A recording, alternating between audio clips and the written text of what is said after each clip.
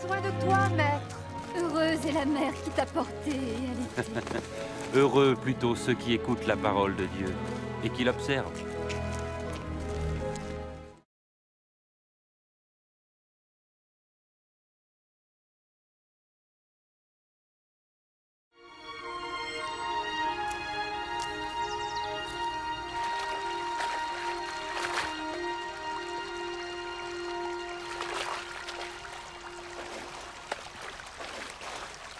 Apprends-nous à prier, comme Jean l'a appris à ses disciples. Quand vous priez, dites « Notre Père qui es aux cieux, que ton nom soit sanctifié, que ton règne vienne, que ta volonté soit faite sur la terre comme au ciel. Donne-nous chaque jour notre pain quotidien. Pardonne-nous nos offenses, comme nous pardonnons aussi à ceux qui nous ont offensés. Protège-nous contre la tentation et délivre-nous du mal. »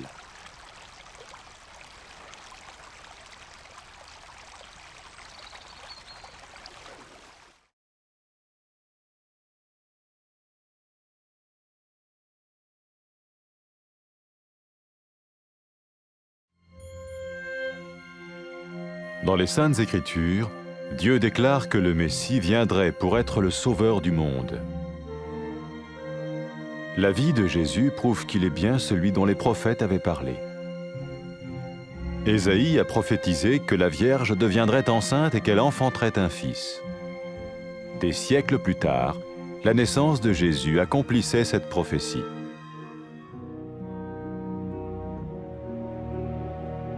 Les Saintes Écritures déclaraient que le saint à naître serait appelé le Fils de Dieu.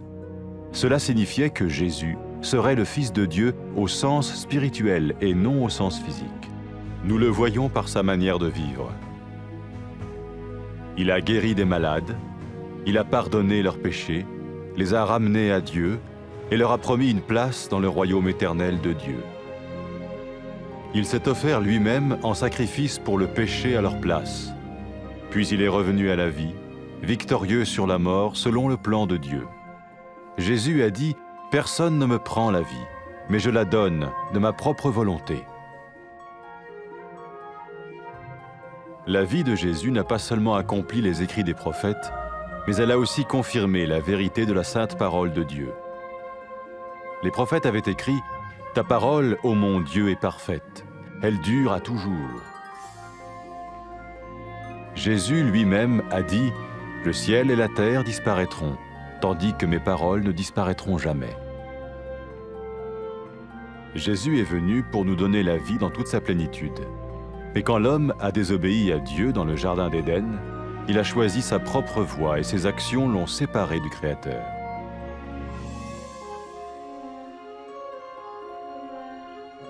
Les Saintes Écritures déclarent que tous ont péché et que le salaire que paye le péché, c'est la mort. Il s'agit de la mort spirituelle, éternelle séparation d'avec Dieu. Mais tout comme Dieu a donné un bélier pour qu'il meure à la place du fils d'Abraham, ainsi il a envoyé Jésus, le Messie, mourir à notre place. Sa vie, sa mort et sa résurrection restaurent la relation entre Dieu et tous ceux qui mettent leur confiance en lui.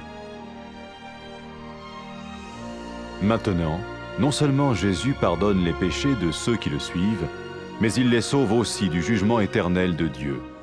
Ils sont sûrs d'aller au paradis et de vivre avec lui pour toujours. C'est cette vie et cette liberté de la culpabilité et du pouvoir du péché que Jésus offre à chacun aujourd'hui. Cela ne veut pas dire suivre une religion, mais choisir d'avoir foi en Jésus qui dit « Je me tiens à la porte et je frappe. Si quelqu'un entend ma voix et ouvre la porte, j'entrerai chez lui. »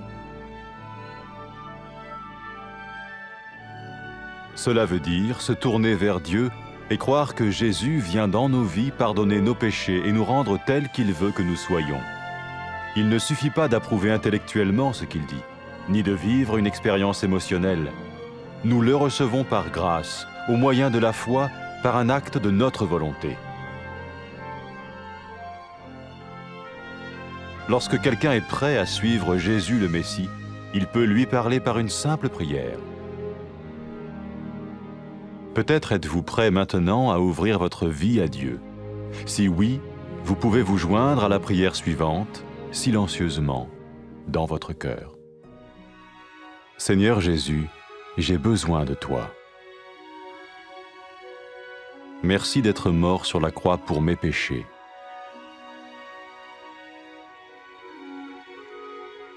Je confesse mes péchés et je m'en repens.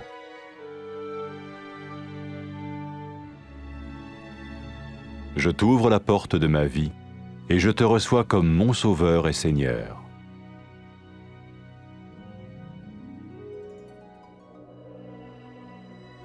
Merci de me pardonner mes péchés et de me donner la vie éternelle.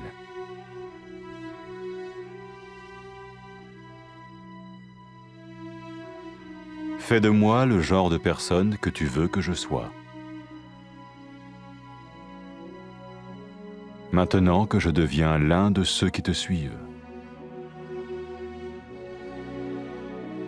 Amen.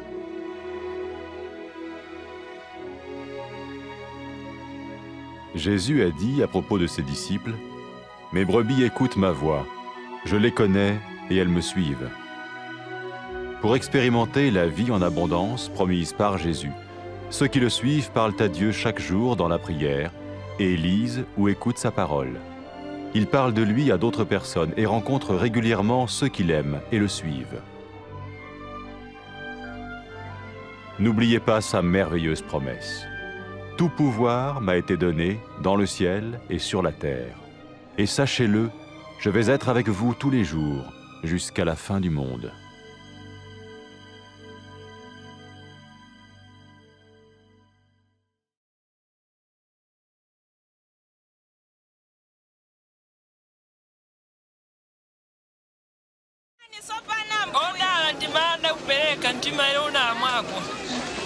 Koma ndi wodala anthu amene akumva mawu a Mulungu ndi kuwasunga.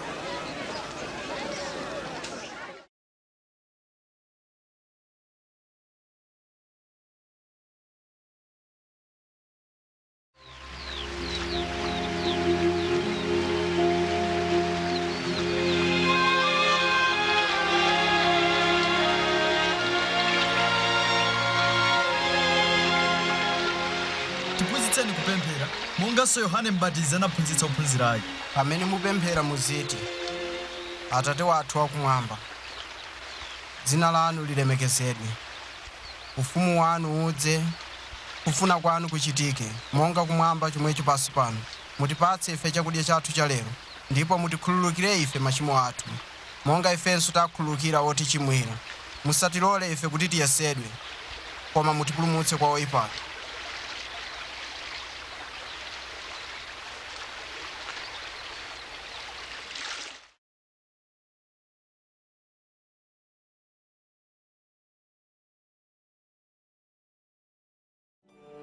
Kalekale aneneri analemba m'malemba kuti Mulungu adzatumiza Mesiya kuti adzapulumutse ochimwa ndi kuwayanjanitsa ndi Mulungu. Moyo wa Yesu ukuonetsa poyera kuti iyedi ali mpulumutsi amene Mulungu analonjeza kutumiza m'dziko lino. Mneneri Yesaya analemba, namwali adzayima ndipo adzabala mwana wamwamuna, ndipo zinachitikadi. Mulungu mwa mphamvu yake anapangitsa Mariya kukhala woyembekezera akadali namwali, ndipo anabala Yesu. Monga kunalembedwa m'malemba, chozizwa chakubadwa kwake chinali chizindikiro kuti mwanayu anali Mesiya, amene Mulungu amutcha mwana wake. Pamene anthu anaona Yesu, anaona chikhalidwe ndi mphamvu ya Mulungu, yochiritsa anthu ndiponso kukhululukira machimo awo, ndipo anawalonjeza malo mu ufumu wake wamuyaya. Yesu anapereka sembe moyo wake ndi kulandira chilango m'malo mwa anthu onse. Kenaka anaukanso kwa akufa, kuonetsa kuti mphamvu yake ndi yayikulu koposa mphamvu ya imfa. Moyo wake unafanana ndi zomwe aneneri analemba. Moyo wa Yesu unatsimikiza kuti mawu oyera a Mulungu ndi woona komanso osasintha. Yesu mwini wake anati, thambo ndi dziko zidzapita, koma mawu anga sadzatha. Pachiyambi Mulungu analenga mwamuna ndi mkazi kuti akhale okondwa pamaso pake. koma sanamvera malamulo a Mulungu. Chinthu ichi chidawalekanitsa ndi Mulungu. M'malemba zalembedwa kuti anthu onse anachimwa, ndipo zotsatira za uchimo ndi imfa. Anthu omwe anachimwa sangakhale mchiyanjano ndi Mulungu.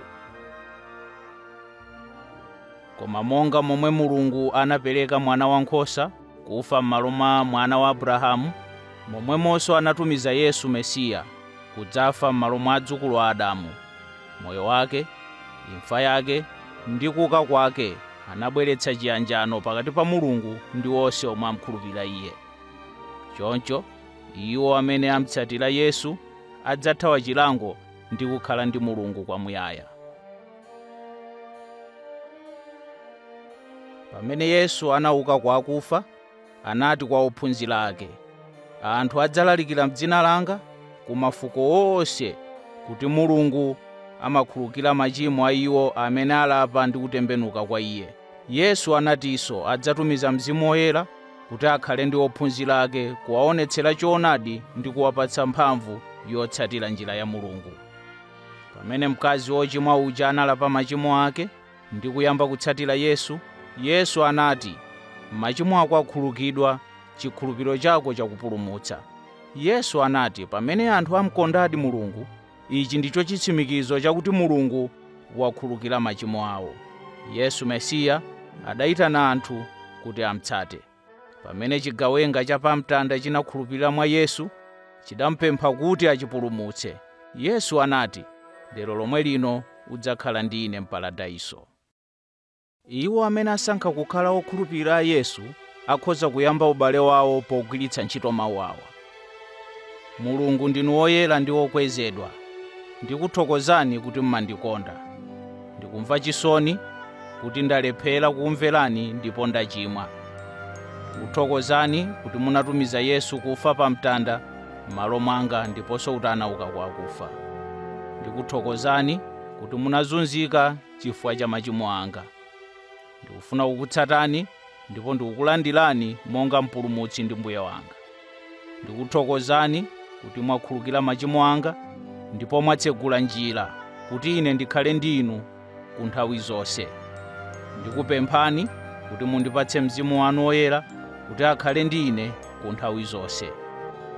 Andipatse mphamvu kuti ndikukondeni ndi mtima wanga wonse, kukhala moyo wokukondweretsani. Ndipo lolani kuti anthu akutamandeni kulikonse m'dziko lonse. Amen.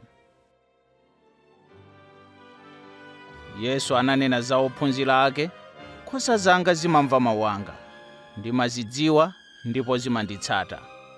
Wotsatira Yesu amakumana pamodzi, amalankhula mawu ake m'malemba. Amafunitsitsa kutsatira chitsanzo chake, ndipo amauza ena za Iye. Yesu anawatsogolera ndi kuwapatsa mphamvu kudzera mwa Mzimu wa Mulungu, yemwe amakhala m'mitima yawo. Amasunga zomwe Yesu ananena kwa ophunzira ake pamene amakwera kumwamba ku mpando wake. Mphamvu zonse zapatsidwa kwa ine, kumwamba ndi dziko lapansi. Onani ine ndili ndi inu nthawi zonse kufikira chimaliziro cha nthawi yapansi pano.